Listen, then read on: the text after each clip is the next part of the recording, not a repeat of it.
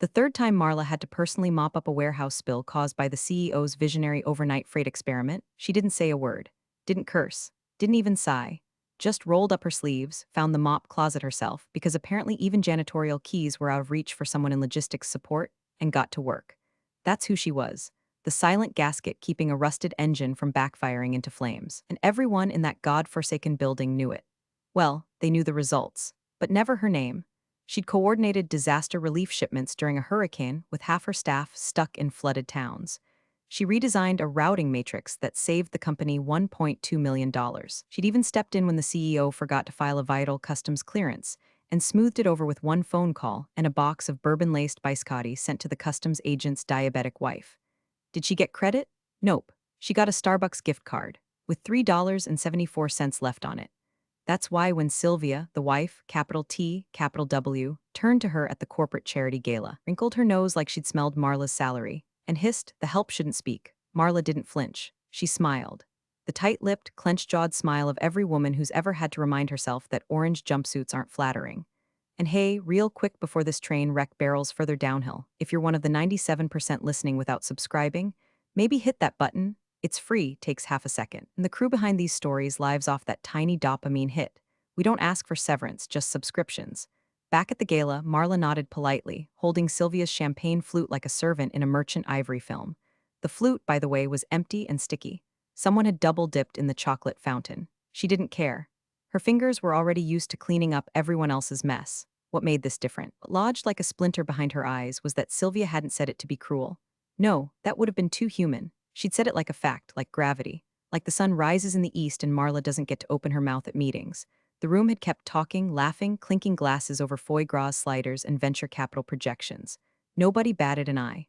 Marla stood there with that smile for 2 more hours, handed out flutes, smoothed her blouse every 15 minutes, breathed through her nose while Sylvia giggled with her husband about downsizing fat and operations. She knew what that meant. Knew it like a migraine's coming by the twitch in your eyelid. 2 weeks later, she got looped out of a strategy meeting she used to run. Not a word of explanation. Just poof, calendar invite revoked. Her assistant, scared to death, offered a mumbled excuse about streamlining.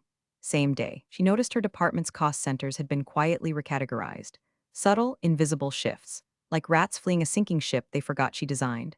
The CEO came by her desk, didn't sit, didn't smile, just placed a folder on her keyboard. Said, "Do what you do, Marla," then winked like he was God handing down commandments.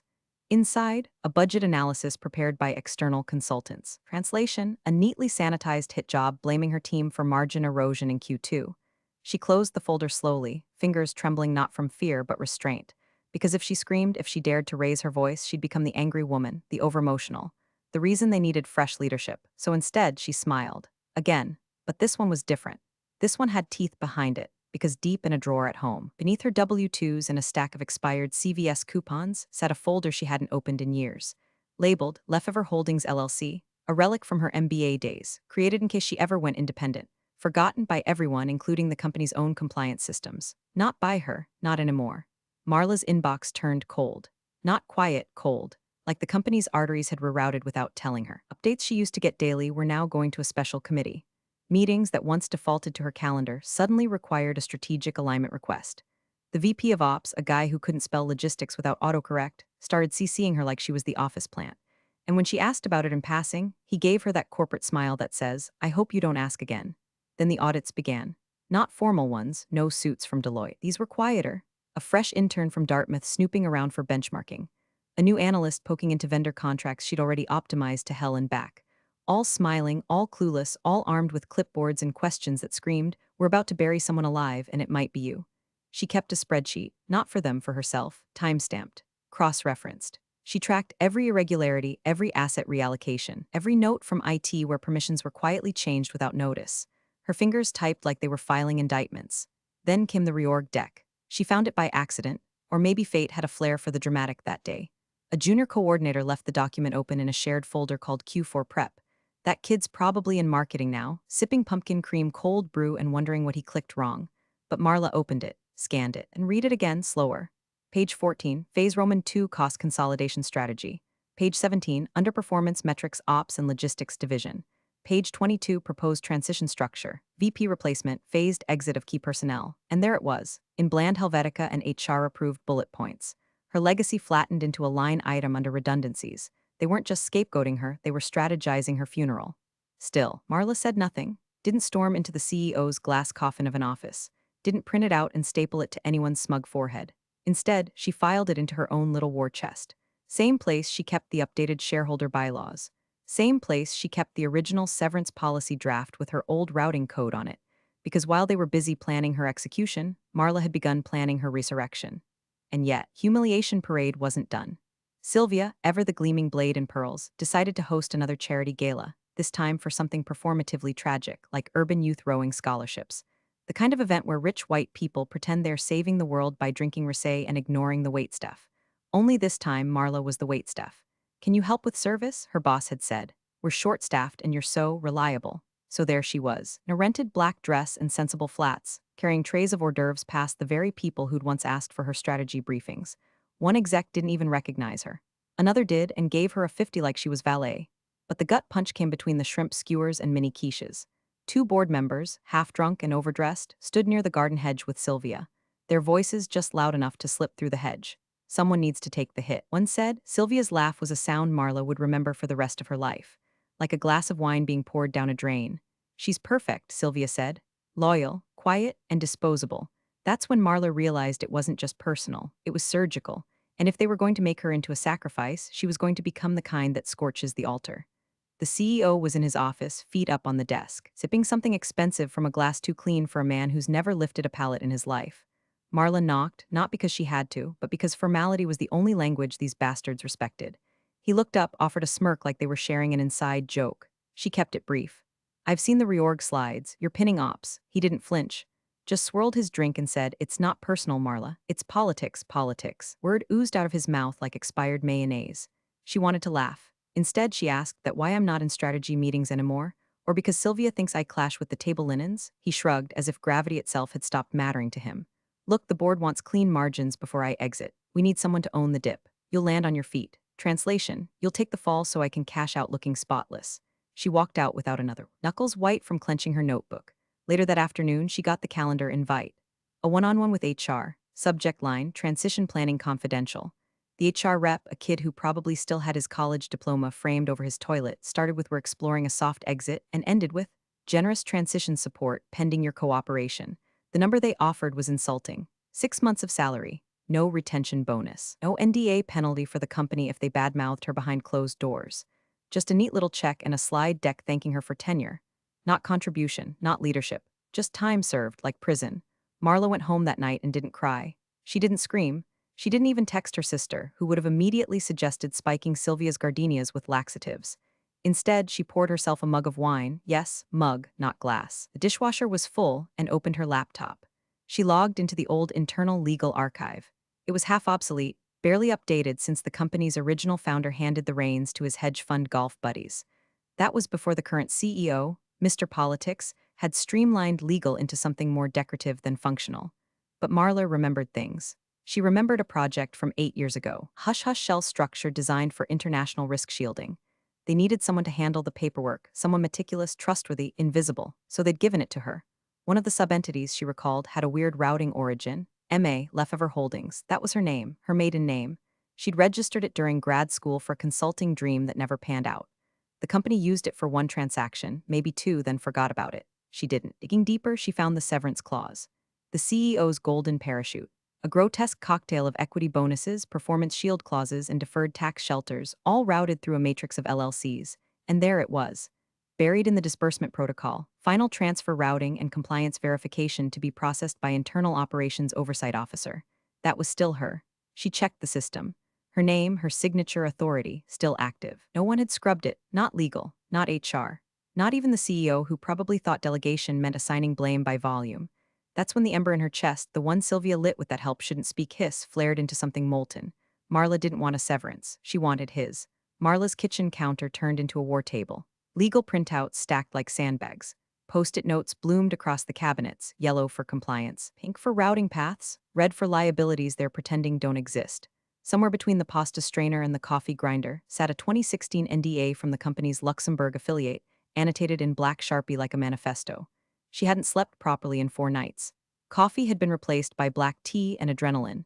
Every click of her mouse was a scalpel through their corporate armor. She wasn't just reading documents, she was dissecting them, extracting every rotted clause they'd tried to bury under layers of legal drywall. It started with a breadcrumb, that single clause in the CEO's severance agreement. A line so boring it almost lulled her into skipping it. Final transfer authorization contingent upon departmental signatory routing as defined by Ops Oversight 4.1.2 Protocol. Ops Oversight, her domain. That's when she logged into the legacy routing system, old, clunky, coded in a presume era by some sadist who thought Java applets were the future. But it still worked. Still respected permissions that it hadn't restructured because no one bothered to read them. And right there in the administrative console, her name sat like a landmine, M.A. Lefevre Primary Routing Officer active. They hadn't even updated it when she married. No one noticed. No one ever noticed. She opened another folder. Her old MBA portfolio, back when she still believed in startups and thought ethics was more than a syllabus line item. Inside, the Articles of Incorporation for MA. Lefevre Holdings LLC, dated 2012, State of Delaware. She'd set it up during an internship for a consulting idea that fizzled the moment student loans called Shotgun. But it was real, still active, still clean, and completely disconnected from her married name. The perfect ghost. She pulled the CEO's golden parachute apart line by line. There were 4 shell companies between his severance clause and the final deposit. One in Delaware, one in the Caymans, one buried in a real estate rate in Iowa for some god-awful reason. And then, the final routing node, internal ops transfer queue. She dug through archived HR documents. Turns out, routing policy for high-level compensation packages hadn't been updated since 2017. That meant the authority to finalize those transfers still ran through the old system, still respected her title, still allowed one final override. Marla sat back in her chair, then laughed, a dry, wheezing bark that startled her neighbor's dog through the kitchen window. Because of course, the CEO didn't clean up his own damn paperwork, and like that assumed the world was autocorrecting. That once they signed, the universe just lined up and curtsied. Except it hadn't, because the help was still holding the pen. She tested it quietly. No actual changes, just test transactions in the sandbox environment. She routed a mock transfer to Lefevre Holdings. It worked. No flags, no alerts, just an automated compliance message, transfer queued, pending batch submission. She triple-checked the back-end logs. No one saw it because no one ever watched her. Not really. Not when she was fixing freight backups in Philly. Not when she rerouted vendor payments during that internal embezzlement scandal they hushed. Not when Sylvia made her serve canapes to the same execs who now plotted her removal over Martinez. This wasn't a system flaw. It was their flaw. She wasn't going to steal anything. She was going to reroute it. From their Golden Boys offshore payday to a dormant LLC no one remembered, owned by the woman who cleaned up everyone's messes. One document, one clause, one signature block they forgot. She didn't need a megaphone, just a cursor. Marla made the change on a Tuesday morning. Nothing dramatic. No mission, impossible soundtrack playing in her head. Just the low hum of the office HVAC and a half-eaten banana on her desk, browning at the edges like everything else in this place. She wore her reading glasses, clicked 3 drop-down menus, and typed 7 digits into a routing field. Then she pressed submit. That was it. Just like uploading PTO hours or approving a vendor invoice. Except this particular approval rerouted $8.2 million through a holding company buried so deep in the paperwork graveyard it might as well have been carved into a tombstone. And the best part? It was within policy. Technically, she hadn't changed a damn thing. She used the correct protocol, followed the existing authorization tree, and logged the update through a standard compliance batch. The document was even marked with the right ISO code. Hell, if the auditors looked too close, they'd probably thank her for keeping the files so clean. She knew better than to get cocky. That would come later maybe, if the world didn't collapse first. For now, she added the transfer to a batch of 27 other transactions. Quarterly vendor payouts, a bonus release for the marketing VP who thought QR codes were a little edgy, and 3 overdue vendor invoices for biodegradable shipping foam. All queued, all approved, all innocuous. She leaned back, adjusted the lumbar pillow her chiropractor guilted her into buying, and clicked release batch. System, transfer group, confirmed. Processing scheduled, Friday, 6 o'clock a.m. UTC. There it was, signed, sealed, scheduled for execution before sunrise, before any of them had their oat milk lattes or spouted off about capital optics in Monday's all hands. She minimized the tab, got up, walked to the break room, brewed the burnt coffee sludge from the communal Keurig like it was holy water, and smiled, a small one, the kind that doesn't show teeth but does show resolve. On her way back, the elevator dinged, and Sylvia stepped in. Draped in a coat that cost more than Marla's monthly mortgage, she scanned Marla like she was trying to decide whether her dry cleaner would accept human ash. Her pearls caught the flickering overhead light, but her smirk was brighter. "Careful, dear," she said, like a mother correcting a child for standing too close to an outlet. "One misstep and you're cleaning floors." Marla stared ahead at the elevator door, still half reflective from the last intern's overzealous Windex streaks, then replied calmly, "Floors are easier to clean than reputations." Sylvia blinked, that was new. Usually Marla just smiled, nodded, and absorbed the venom. But not today. "You say something, dear?" Marla turned to her and gave her best Midwestern customer service grin, just admiring the tile work. The elevator dinged again. Marla stepped off. Sylvia stayed inside, her mouth slightly open, not from confusion, but from the creeping sensation that she'd missed something. Something important. By Friday, it would be too late. The funds would be rerouted, locked, irrevocable. And when the fireworks started, Marla wouldn't be anywhere near the fuse. The CEO was on his victory lap, coasting on waves of praise so thick you'd think he cured cancer and balanced the federal budget with one PowerPoint. Every day brought another edible arrangement, another toast in his honor, another employee pretending not to gag while clapping for transformational leadership. His face beamed from the front page of Business Week, next to the headline, "From Grit to Glory, How One CEO Reinvented Logistics." Marla nearly choked on her vending machine pretzels when she saw it. Grit? The man once confused logistics with mailroom magic. He didn't reinvent anything. He just stood on the necks of people like her while pocketing bonuses big enough to name a yacht after. Probably already had. The Q4 surge, no doubt docked somewhere off the coast of delusion. Still, the office buzzed like it was prom season, and he was everyone's drunk chaperone. His assistant circulated a sign-up sheet for farewell reflections. Staff were encouraged to contribute anecdotes or memories of Tom's lasting impact. Marla stared at the email for a full minute before deleting it with surgical precision. She didn't contribute, but she did begin drafting a document of her own, her resignation letter. It was plain. No fireworks, no mic drop moments. Just a quiet, concise paragraph citing personal and professional realignment as her reason for departure. A second page listed the effective date, 2 business days after the next board meeting, and her decision to forego the remaining paycheck for ease of accounting. HR would find it odd, but they wouldn't question it. Marla had earned a reputation for being boringly efficient. That's what made her dangerous. Meanwhile, the CEO strutted through departments with the detached grace of a departing monarch. He shook hands with people he never bothered to greet before. He gave little speeches. "You've all made this journey unforgettable. It's not goodbye. See you on the yacht." He winked. People laughed. Marla counted the veins in her temple. He didn't suspect a thing, not even when he asked her casually, "All good with the transition paperwork?" During a hallway encounter. "All good," she said, and meant it. Back at her desk, she withdrew her final paycheck request in the payroll system. She didn't need it, not now, not with what was coming. Then she cleaned her desk, not like someone packing up in shame. No cardboard boxes, no sad, wilting desk plant, just quiet pruning, outdated memos in the shredder.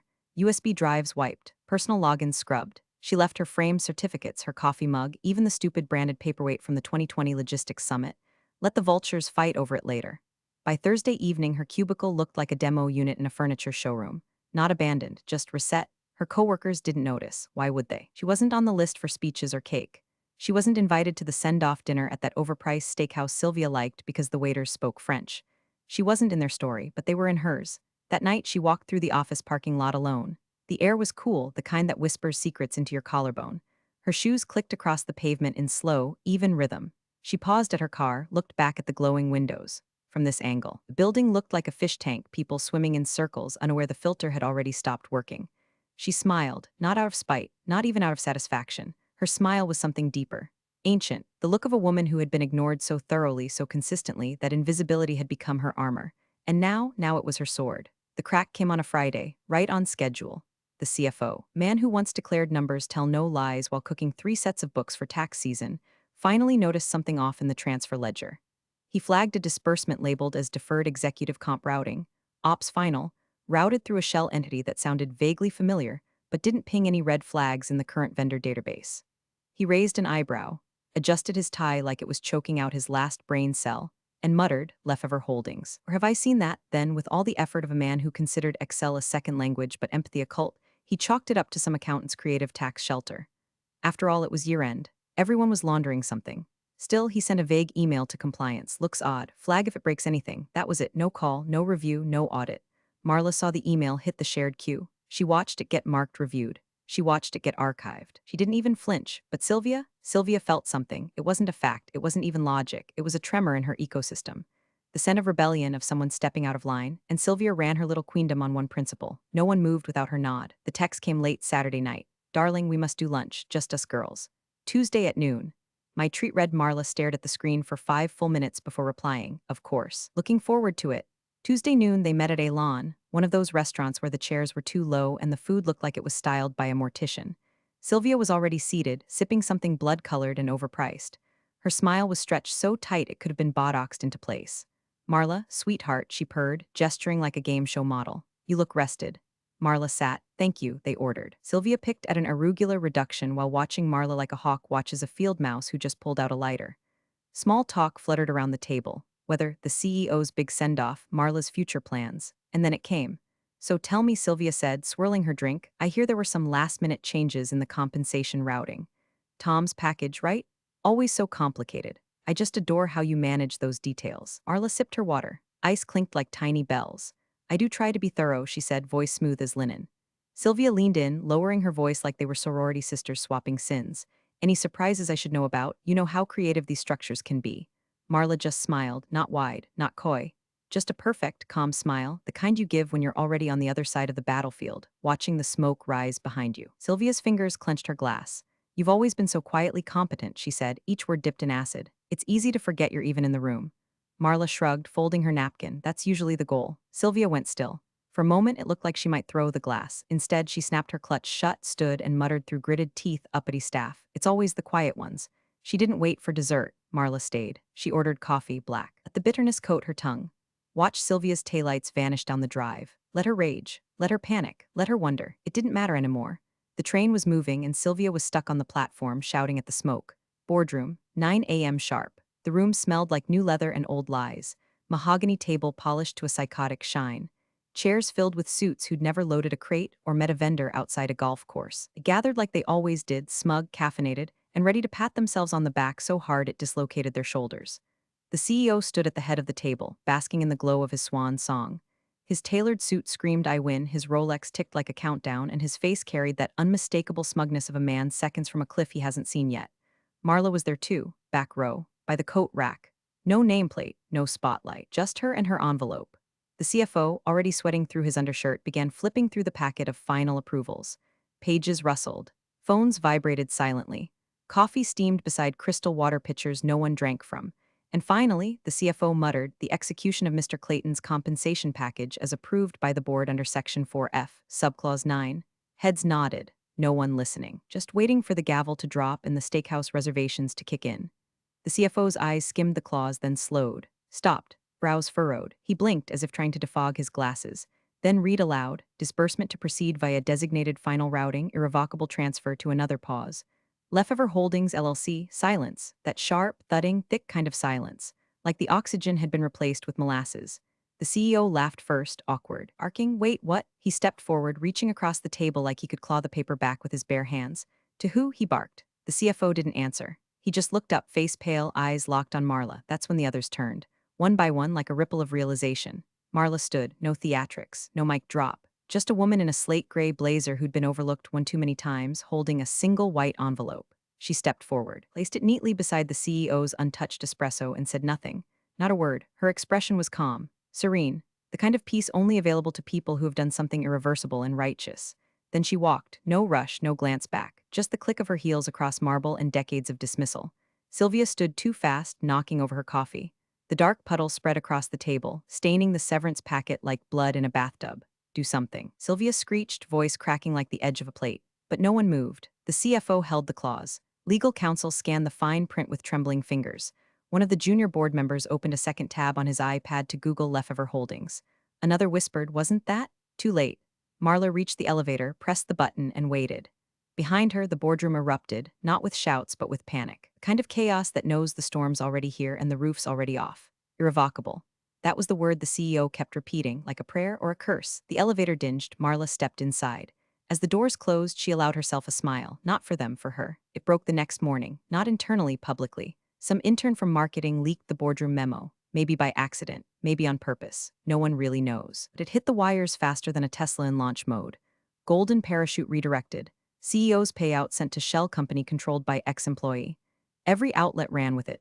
Business Week, the same rag that crowned the CEO king, updated their headline by noon. From grit to grits, ex-CEO left penniless after staffer hijacks payout. Of course, it wasn't hijacked. It was routed. Legally, properly, quietly. The company's legal team scrambled like ants on a skillet. Conference calls, red lines, panic Slack threads from people who hadn't read a policy manual since the Obama administration. But clause after clause came back clean. Every document had the right signatures. Every transfer was filed within system policy. Every routing approval passed audit. Irrevocable transfer to MA. Lefever Holdings, LLC, valid, final, untouchable. The board was livid. One threatened litigation. Another screamed about breach of trust and fiduciary duty. Sylvia, according to rumor, threw a decorative bust at the head of HR. It missed and shattered a $30,000 Chihuly sculpture instead. And Tom, the CEO formerly known as King, went dark. He disappeared into the bowels of some white shoe legal firm, hoping to claw back his severance. But all they could offer was a shrug and a six-figure retainer. His golden parachute hadn't just been redirected, it had been repurposed. Meanwhile, across town, Marla sat at a sidewalk cafe with no name, just a couple tables, good espresso, even better champagne. Her laptop was open, screen dimmed to low, displaying one glorious number, $8,211,943.68. She took a sip. The bubbles hissed like applause in a velvet room. It wasn't the money. Not really. That much could vanish tomorrow and she'd still sleep like a baby. It was proof. Proof that the quiet ones, the ones they never saw coming, the ones who smiled while biting their tongues raw, win. Not with noise, not with tantrums, but with leverage, patience, precision. Her phone buzzed. A journalist asking for a quote. She declined. The company's general counsel asking for mutual understanding. She didn't respond. An old colleague texted, "Did you really take his parachute?" Marla replied with a single emoji, direct hit, then turned her phone off. Across the cafe, a man 2 tables down ordered something bubbly and looked her way. She smiled, polite but unreadable. The kind of smile that says, "You don't know me and you never will." The sun shifted. Her reflection caught in the window glass, poised, unbothered, legendary. Marla lifted her glass one final time. To the silence. The help who spoke with a signature. To every woman ever told to be quiet, who waited for the perfect moment to burn the whole script and write a better ending. Sometimes silence isn't surrender, it's strategy. This story reminds me how underestimated people often hold the deepest institutional knowledge. The ones they overlook, they're the ones who know where the bodies are buried and which wires still spark. Don't underestimate the quiet ones, they write the last line. Appreciate you sticking around, you legends of the break room. Subscribe for more chaos. Let's make your old managers spill their coffee in fear.